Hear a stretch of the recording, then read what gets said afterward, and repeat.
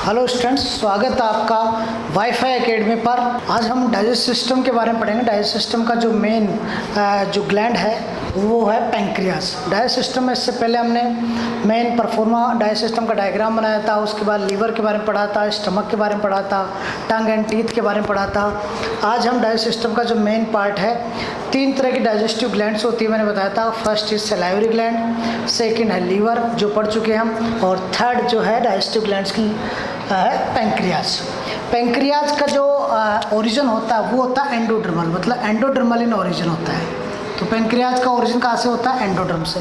ये तो आपको पता ही है कि हमारी बॉडी के अंदर जब एम्ब्रियोनल कंडीशन होती है तो 3 तरह की लेयर होती है, ectoderm, mesoderm, endoderm.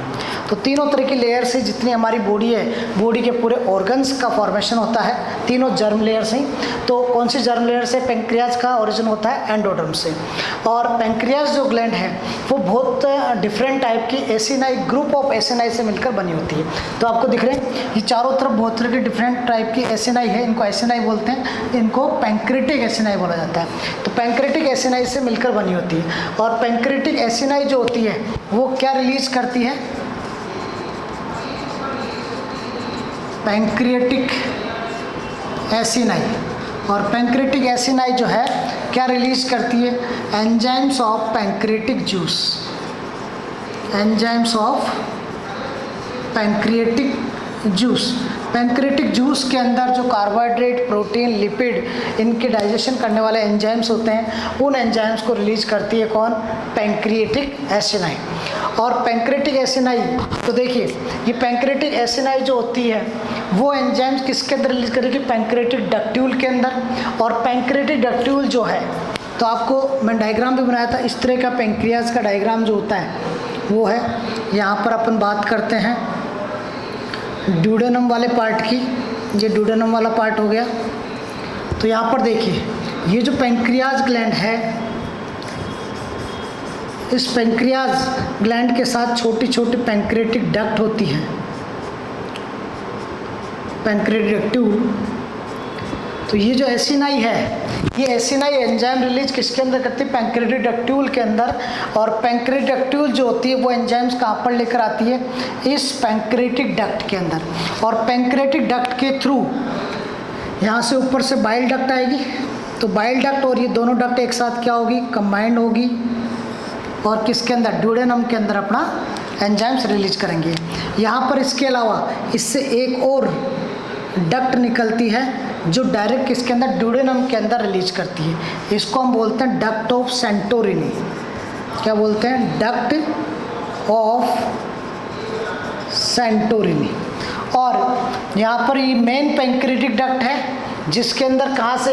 Pancreatic acini से एंजाइम्स आएंगे, एंजाइम्स रिलीज होंगे वो पैंक्रियाटिक डक्ट्यूल, पैंक्रियाटिक डक्ट्यूल से मेन पैंक्रियाटिक डक्ट के अंदर। और मेन पैंक्रियाटिक डक्ट जो है वो बाइल डक्ट के साथ मिलकर, बाइल कॉमन बाइल डक्ट के साथ मिलकर किस में ओपन होगी? ड्यूडेनम के अंदर। और ड्यूडेनम में किसके द्वारा? Hepato pancreatic ductule, hepato pancreatic duct के द्वारा इसके अंदर, किसके अंदर?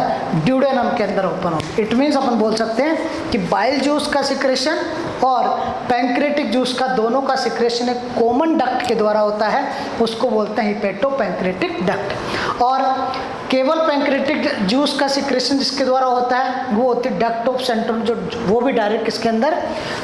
ड्यूडेनम के अंदर ओपन होती है। ठीक है, तो देखिए ये पैंक्रियाटिक डक्ट और पैंक्रियाटिक एसिनाई, इनको हम बोल सकते हैं ये पार्ट होता है एक्सोक्राइन ग्लैंड। और आप जानते हैं कि पैंक्रियाज जो ग्लैंड होती है वो कौन सी? मिक्स्ड ग्लैंड बोलते हैं इसको, मिक्स्ड ग्लैंड, या फिर इसको हम बोल सकते हैं heterocrine gland, heterocrine gland.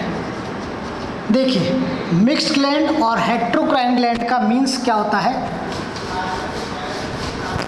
Mixed gland और हेट्रोक्राइन ग्लैंड्स का मीन्स होगा कि इसके अंदर दोनों तरह के पार्ट होंगे, एक्सोक्राइन पार्ट और एंडोक्राइन पार्ट, दोनों तरह के पार्ट इसके अंदर प्रेजेंट होंगे।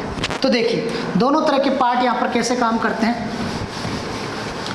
बाहर वाला पार्ट जो आपको दिख रहा है पैंक्रेटिक एसिनाई वाला, ये जो पार्ट होता है इसको हम बोलते हैं एक्सोक्राइन पार्ट। तो पैंक्रियाज ग्लैंड का ये कौन सा पार्ट है? Exocrine part. और मिडिल पार्ट जो दिख रहा है ये होता है एंडोक्राइन पार्ट। तो देखिए एक्सोक्राइन पार्ट जो होता है वो किसका सिक्रेशन करेगा? पैंक्रेटिक जूस का, पैंक्रेटिक जूस का सिक्रेशन करेगा।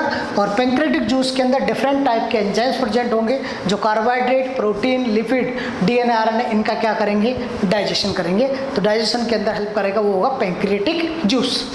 और सेकंड पार्ट इसका होता है, ये होता है एंडोक्राइन पार्ट। एंडोक्राइन पार्ट जो आपको मिडिल पार्ट वाला दिख रहा है ये एंडोक्राइन पार्ट होता है। एंडोक्राइन पार्ट के अंदर 3 टाइप की सेल्स प्रेजेंट होती हैं, alpha cells, beta cells and delta sales. तीसरी होती है डेल्टा सेल्स। तो देखिए ये सबसे आउटर जो ब्लू कलर की दिख रही है ये जो सेल्स है ये है अल्फा सेल्स।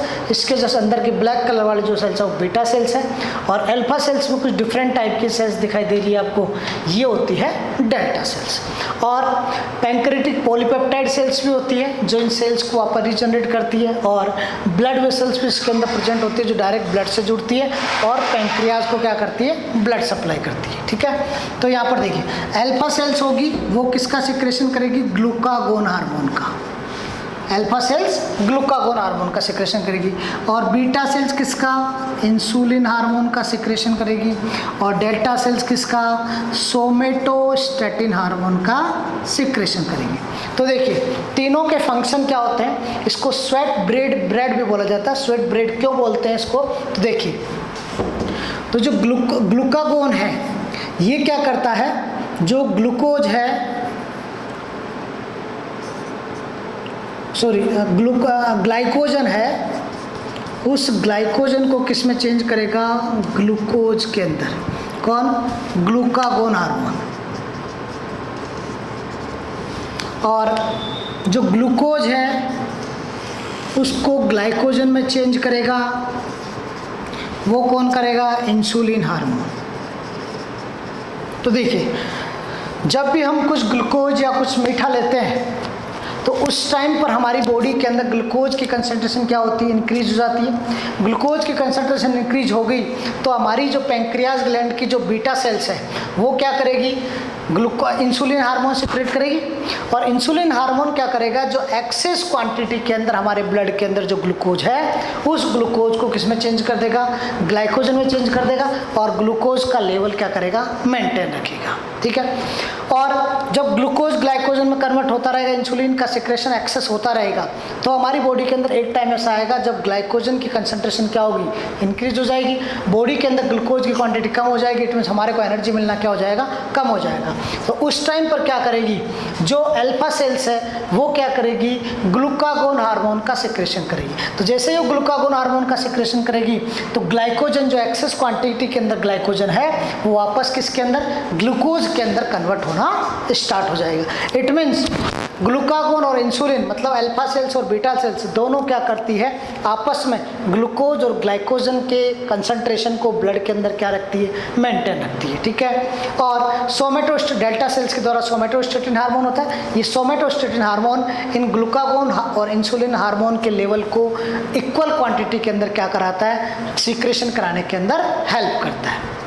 अब देखिए जब कभी कभी मान लो हमारी मीठा खाने की आदत होती है तो हम क्या करते हैं? ज़्यादा क्वांटिटी के अंदर मीठा खा लेते हैं, स्वीट खा लेते हैं, मिठाइयाँ खा लेते हैं बाहर की। तो उस टाइम पर हमारी बॉडी के अंदर बहुत ज़्यादा ग्लूकोज की क्वांटिटी बढ़ जाती है। तो उस कारण से एक टाइम ज़्यादा मीठा खाते खाते एक टाइम ऐसा आता है कि जो हमारी बीटा सेल्स है वो इंसुलिन हार्मोन का सिक्रेशन करना बंद कर देती है। अब जैसे इंसुलिन हार्मोन का सिक्रेशन करना बंद करेगी तो हमारी बॉडी के अंदर, हमारे ब्लड के अंदर किसकी क्वांटिटी बढ़ जाएगी? ग्लूकोज की कंसंट्रेशन क्या होगी? इंक्रीज हो जाएगी। अब ग्लूकोज की कंसंट्रेशन इंक्रीज हुई और हमारे हाथ पैरों में मतलब ऐसे वो आने लग जाएगी, कुछ मतलब सिम्टम्स आने लग जाएंगे, थकान होने लग जाएगी, कमजोरी हो जाएगी बहुत ज़्यादा। तो वो किसके करैक्टर्स हैं? किसके सिम्टम्स हैं? डायबिटीज़ की। तो ग्लूकोज की कंसंट्रेशन अगर हमारे ब्लड के अंदर इंक्रीज होना स्टार्ट हो जाती है तो उससे कौन सी बीमारी होती है? डायबिटीज़ डिजीज हो जाती है। तो डायबिटीज डिजीज के अंदर क्या होता है, ब्लड के अंदर ग्लूकोज की कंसंट्रेशन बहुत ज़्यादा बढ़ जाती है। तो उस टाइम हम डॉक्टर के पास जाते हो, डॉक्टर हमारे क्या करता है, इंसुलिन के इंजेक्शन लगाता है या कुछ ऐसी मेडिसिन देता है जिससे हमारे ब्लड के अंदर इंसुलिन की क्वांटिटी बढ़ेगी, और इंसुलिन की क्वांटिटी अगर इंक्रीज होगी तो ग्लूकोज किसके अंदर चेंज होने लग जाएगा, ग्लाइकोजन के अंदर चेंज होने लग जाएगा, और वापस ग्लूकोज की कंसंट्रेशन क्या होगी, मेंटेन हो जाएगी।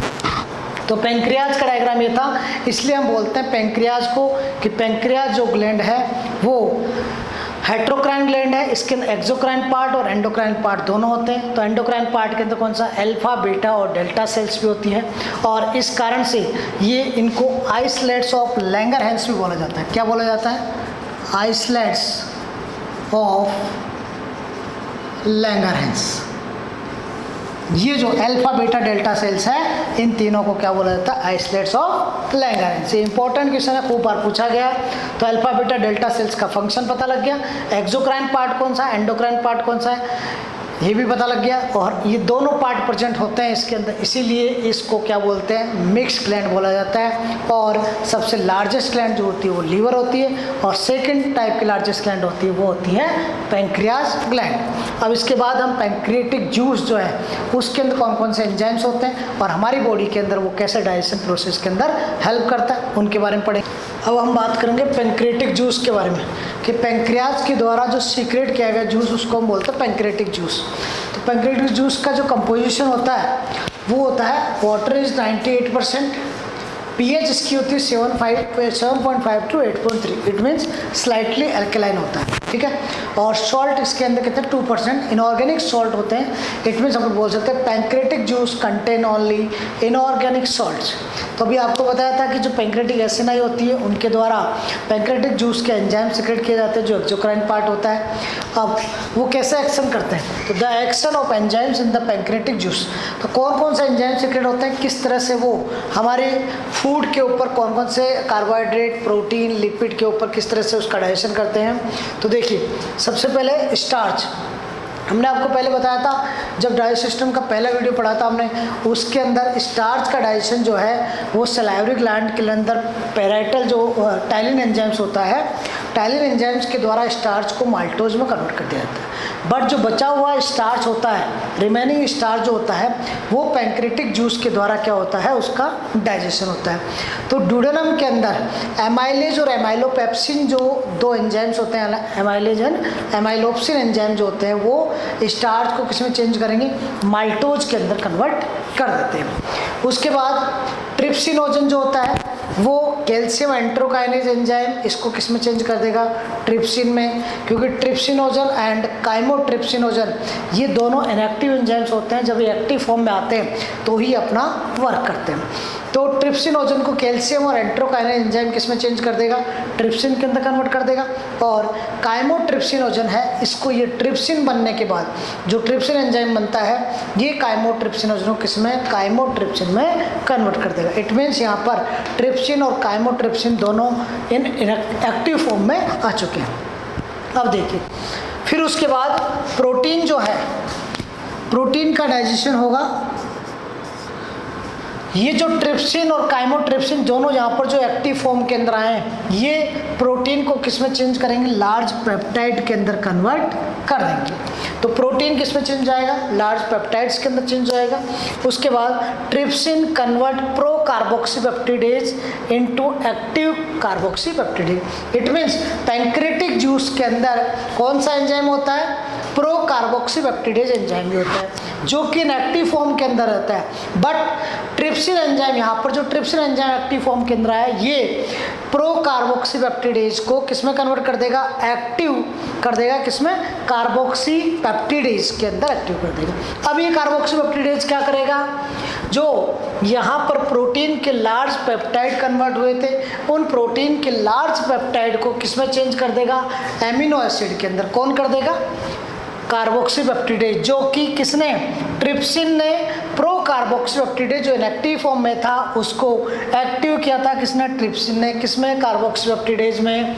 तो यहाँ पर जो लार्ज पेप्टाइड्स बनते हैं, प्रोटीन के बड़े बड़े मॉलिक्यूल्स बनते हैं, उनको कार्बोक्सीपेप्टिडेज किसमें, एमिनो एसिड के अंदर कन्वर्ट कर देते हैं। उसके बाद कुछ एंजाइम्स होते हैं जो फैट डाइजेस्टिंग एंजाइम्स होते हैं। फैट डाइजेस्टिंग एंजाइम्स के अंदर आप बोल सकते हैं ट्राइग्लिसराइड, जो ग्लिसराइड का पार्ट होता है, मतलब फैट का पार्ट होता है, लिपिड का पार्ट होता है, ट्राइग्लिसराइड। ट्राइग्लिसराइड को जो है वो पैंक्रेटिक लाइपेज एंजाइम, वहाँ पर हमने गैस्ट्रिक लाइपेज एंजाइम पढ़ा था जो फैट को, लिपिड को डाइजेशन किया था। यहाँ पर पेंक्रियाज ग्लैंड के द्वारा जो सिक्रेट हो रहा है तो पैंक्रेटिक लाइपेज जो आएगा। पैंक्रेटिक लाइपेज क्या करता है, ट्राइग्लिसराइड को किसमें, monoglyceride, fatty acid and glycerol के अंदर कन्वर्ट कर देते हैं।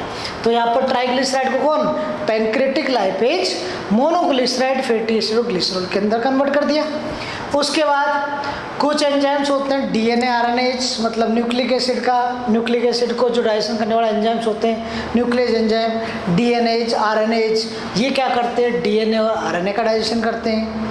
ठीक है, उसके अलावा न्यूक्लियस एंजाइम प्रेजेंट होता है जो न्यूक्लिक एसिड जो होता है हमारी बॉडी के अंदर, न्यूक्लिक एसिड का मतलब डीएनए आरएनए उन्हीं का, तो डीएनए जो होता है न्यूक्लिक एसिड होता है उसको न्यूक्लियोटाइड के अंदर कन्वर्ट कर देता है। न्यूक्लियोटाइड का मतलब आपको बता था नाइट्रोजन बेस, पेंटोस शुगर और फॉस्फेट तीनों मिलाकर न्यूक्लियोटाइड होता है, और नाइट्रोजन बेस और पेंटोस शुगर मिलाकर क्या होता है, न्यूक्लियोसाइड। तो न्यूक्लियोज एंजाइम जो होता है वो न्यूक्लिक एसिड को किससे, न्यूक्लियोटाइड्स में चेंज कर देता है, और न्यूक्लियोटाइडेज एंजाइम जो होता है, न्यूक्लियोटाइडेज एंजाइम जो होता है वो न्यूक्लियोटाइड को किस में चेंज कर देता है, न्यूक्लियोसाइड के अंदर। और न्यूक्लियोसाइड के अंदर क्या होता है, nitrogen base plus pentose sugar, nitrogen base और पेंटोज शुगर होती है।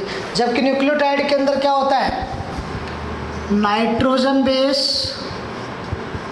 Plus pentose sugar plus phosphate, इन तीनों को मिलाकर हम क्या बोलते हैं, न्यूक्लियोटाइड। और न्यूक्लियोसाइड में नाइट्रोजन बेस और पेंटोज शुगर होती है।